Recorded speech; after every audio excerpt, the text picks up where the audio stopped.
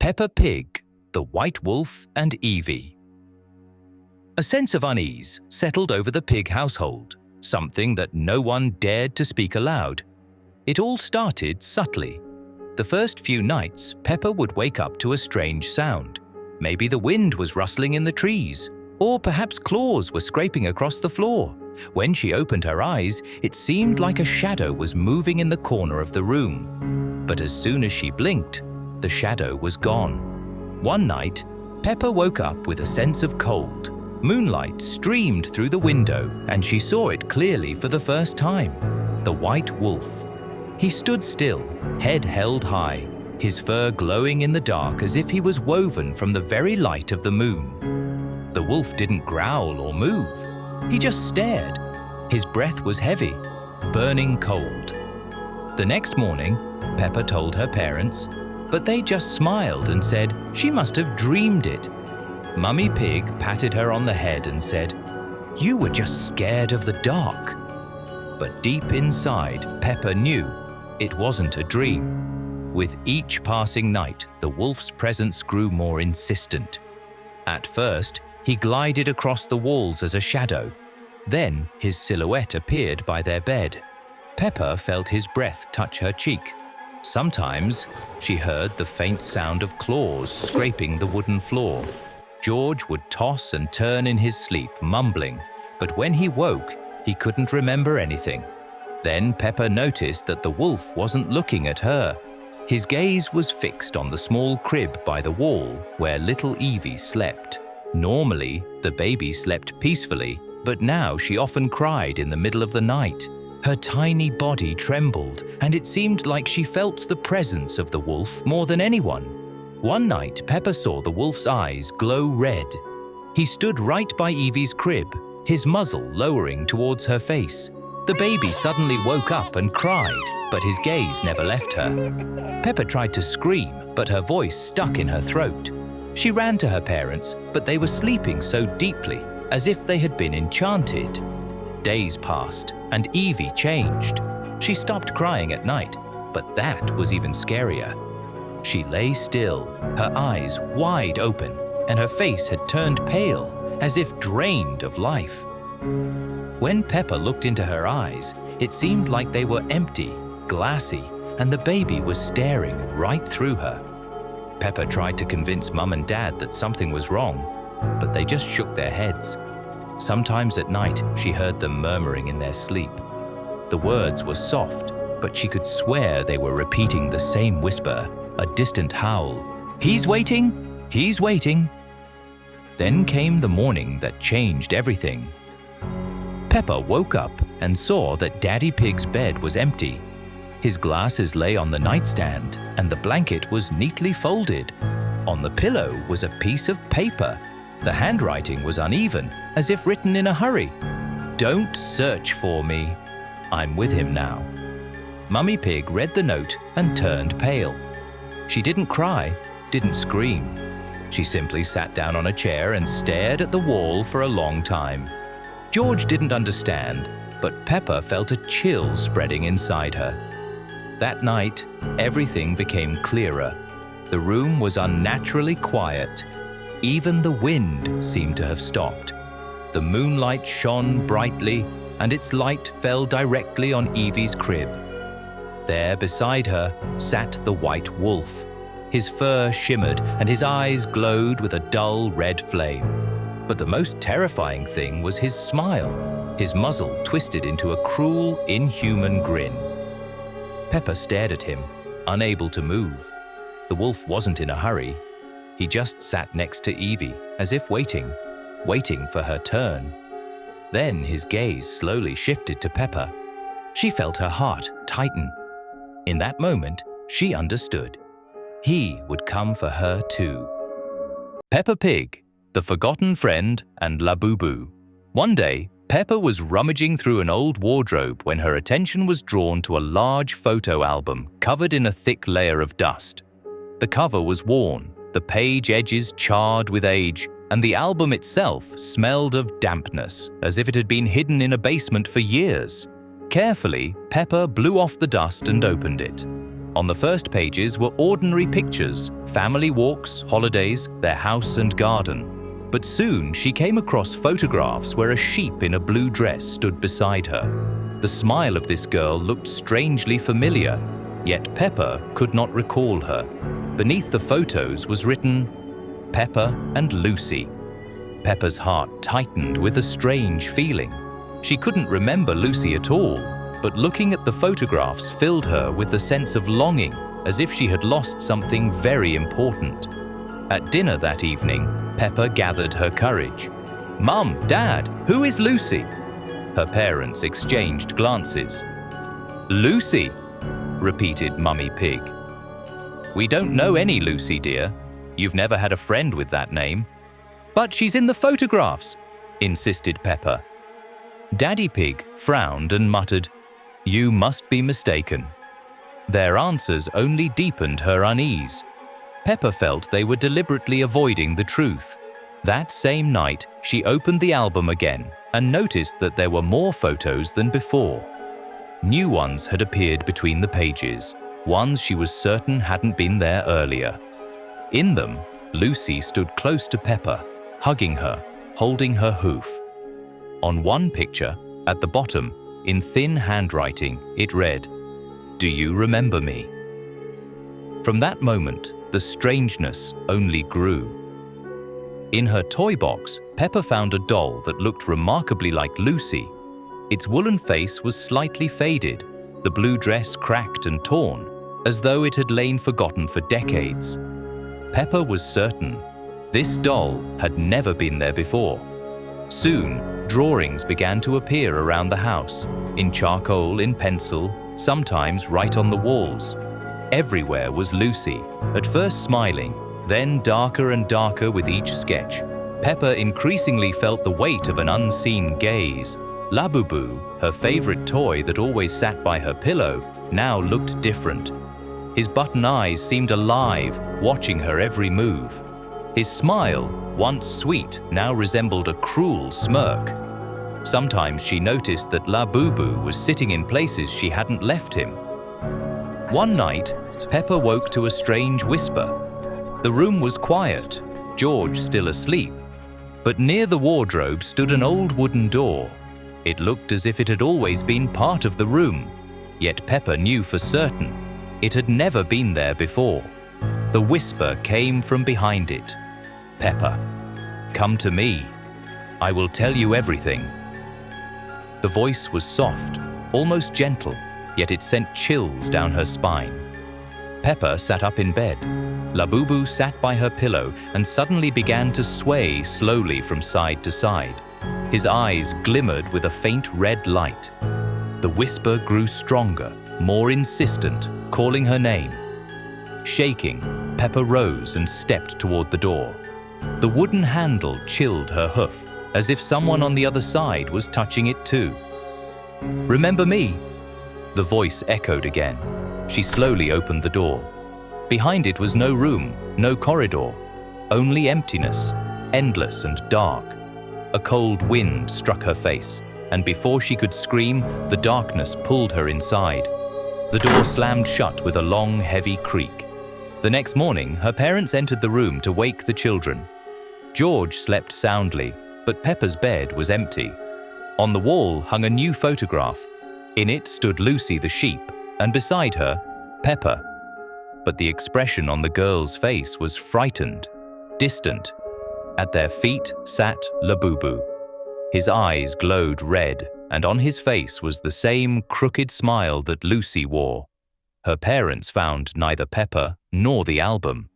Only a small doll, a copy of Lucy, lay on the floor near her bed, and no one, except Labubu, knew where Peppa had gone. It all started the day Peppa found a strange toy in her room. It was a Labubu, a small yellow monster with big black eyes and sharp teeth. Peppa couldn't remember where it came from. "What a cute toy! Where did you come from, little one?" she asked. Labubu remained silent, but his black eyes seemed to follow Peppa's every movement. That same day, a second window appeared in her room. The new window was old and dark, completely different from Peppa's usual window. Through the murky glass, instead of the familiar yard, there was a view of a gloomy, foggy forest. And strangest of all, in the forest grew trees that looked exactly like Labubu toys. "Mummy, look at this window and this strange forest," Peppa called out. But Mummy Pig replied, "Peppa dear, there's only one window in your room. And what's that toy you're holding?" Mummy couldn't see the second window, but even stranger, she couldn't see the Labubu toy either, even though Peppa was holding it right in front of her. On the first night, Peppa placed Labubu on her bedside table and went to sleep. But in the middle of the night, she woke up to a strange sound, the quiet grinding of teeth. In a quiet, creaky voice, Labubu whispered, "Peppa, Peppa, look out the window." You can talk," Peppa gasped. She turned to the second window. In the forest, she saw hundreds of small yellow figures, exactly like her toy. They stood between the trees, staring directly at her. Every night, the army of toy Labubus in the forest grew larger. They moved closer to the window, and their black eyes glowed in the darkness like little stars. "We've come for you, Peppa. You found us. Now we'll find you," Labubu said. "What do you want from me?" Peppa asked fearfully. "We want you to become one of us, forever," came the chilling reply. On the third night, Peppa woke up to find her hands had turned yellow, like Labubu's, and her eyes in the mirror seemed bigger and blacker than usual. "What's happening to me?"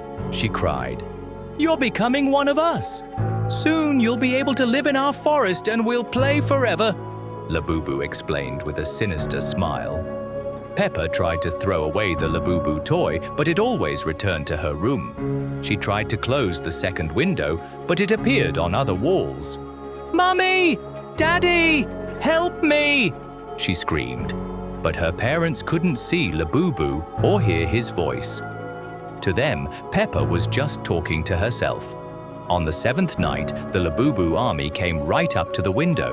There were so many of them that the forest glowed with the yellow light of their bodies and the black gleam of their eyes.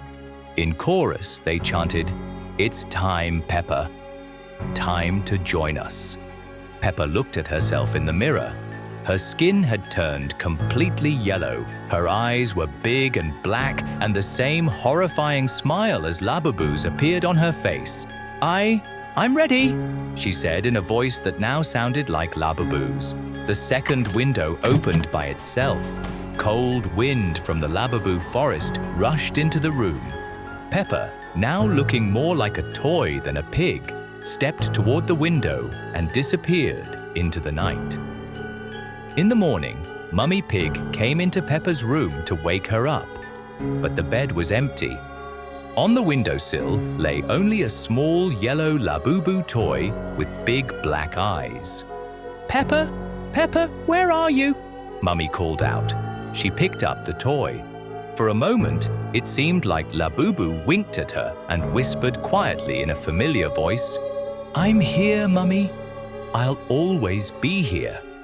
A week later, George found a strange toy in his room, a small yellow monster with big black eyes. And that same day, a second window appeared in his room. "Dinosaur! Dinosaur!" George exclaimed. "No, George, I'm Labubu, and soon you'll be Labubu too," the toy replied. In the forest beyond the window stood a figure that looked very much like Peppa, but with yellow skin and black eyes. She waved at George and smiled with Labubu's horrifying smile. Be careful with toys that appear out of nowhere. Sometimes they don't come to be played with, but to turn you into a toy. A gift for George. George really wanted a new toy. His favorite dinosaur had broken, and the boy was sad all day long. Mummy Pig decided to cheer up her son and took him to a new toy store on the outskirts of town. The store was strange. Dim lighting, creaky shelves, and the shopkeeper, an elderly pig with cloudy eyes, spoke very quietly, almost in a whisper. "Choose any toy, dear," said Mummy Pig. George wandered between the shelves. looking at bright toys. But his gaze was drawn to one special figure in the far corner, a small creature with big dark eyes and a wide smile. The tag read, Labubu. "I want this one," said George, pointing at the toy. The shopkeeper looked strangely at the boy, then at Mummy Pig. "Are you sure? This toy is special. It requires special care." "What do you mean?" asked Mummy Pig. "Nothing special, just be attentive to the child's behavior." Mummy Pig shrugged and bought Labubu. George was delighted. He hugged the toy to himself all the way home, and Labubu seemed to look directly at him with her motionless eyes. At home, George immediately ran to his room to play with the new toy. He sat Labubu on the bed and began telling her about his favorite games. "You'll be my best friend," said George. And then it seemed to him that Labubu nodded slightly. The first few days everything was normal. George played with Labubu, carried her everywhere, even slept, hugging her. But gradually his behavior began to change. First, George became very quiet. He stopped running around the house, shouting and laughing. Instead, he sat for hours in his room, quietly talking to Labubu. "Who are you talking to in there?" asked Peppa, peeking in on her brother. "With Labubu. She tells me interesting stories." "But it's just a toy, George." "No, she's real. She talks to me." Peppa looked at the toy. Labubu sat on the bed with the same wide smile, but something about her pose seemed wrong to Peppa, as if the toy was watching her.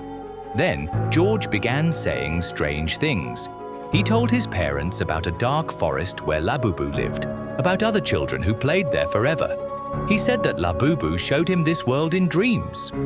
"I like it there," George said with a distant look. "It's always dark and quiet there. And no one shouts."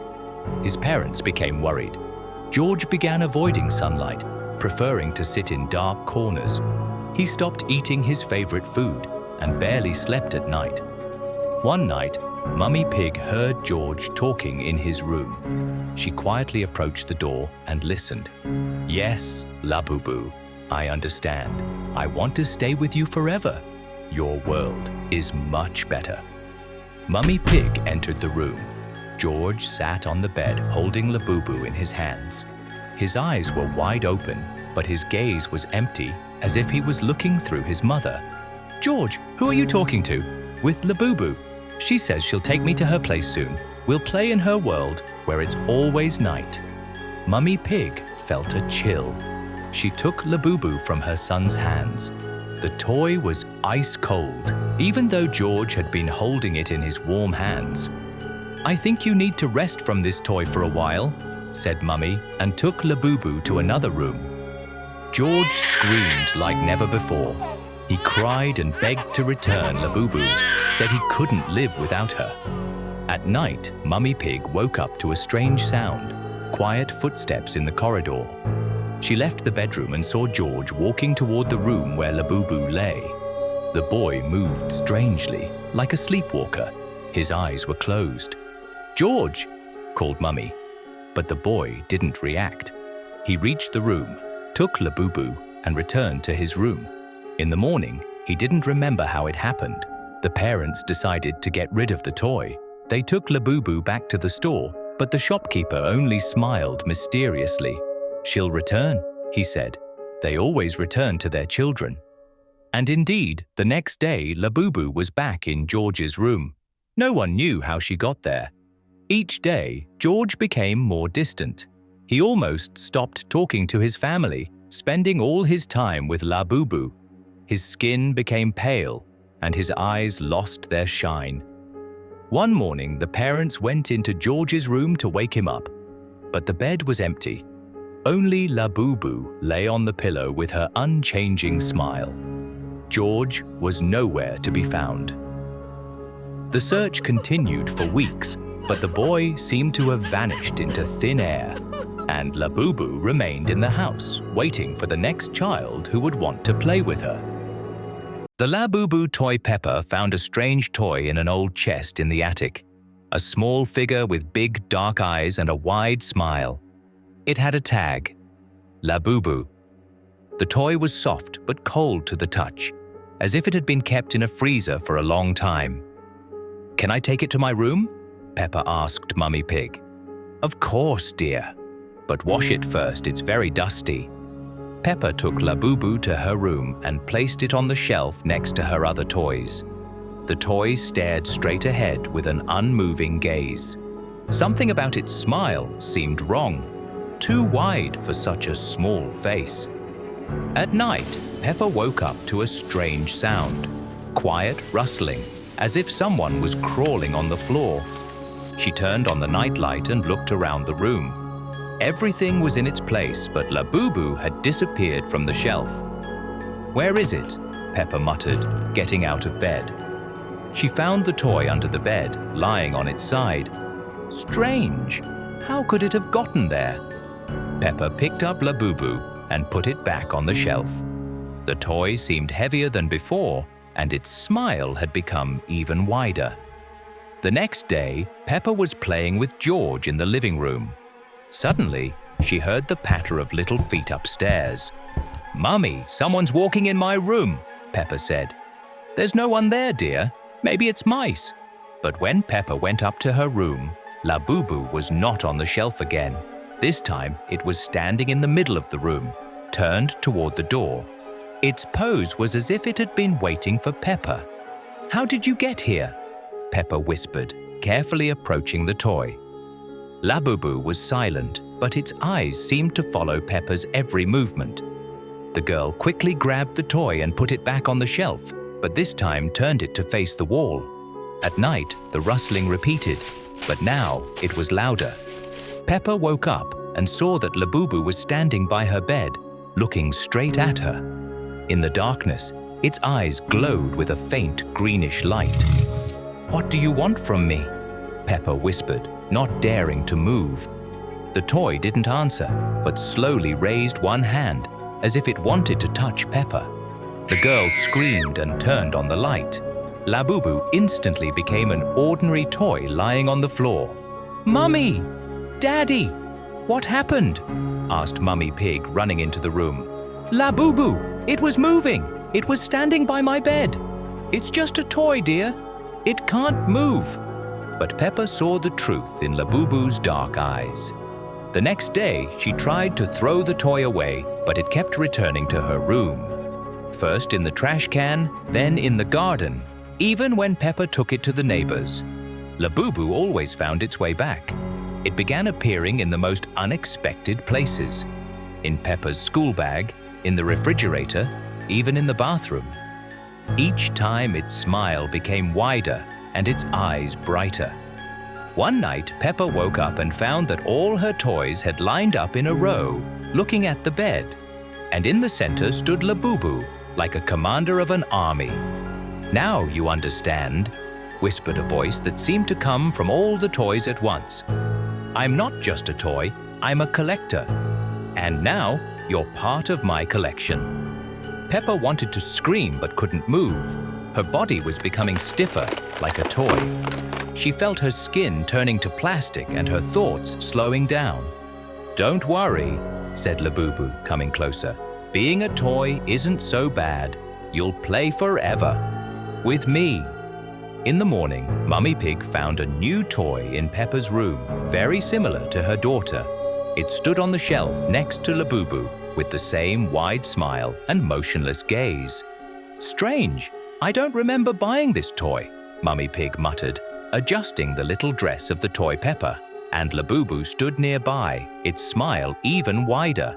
Now it had a friend, forever. But Labubu's collection wasn't complete yet.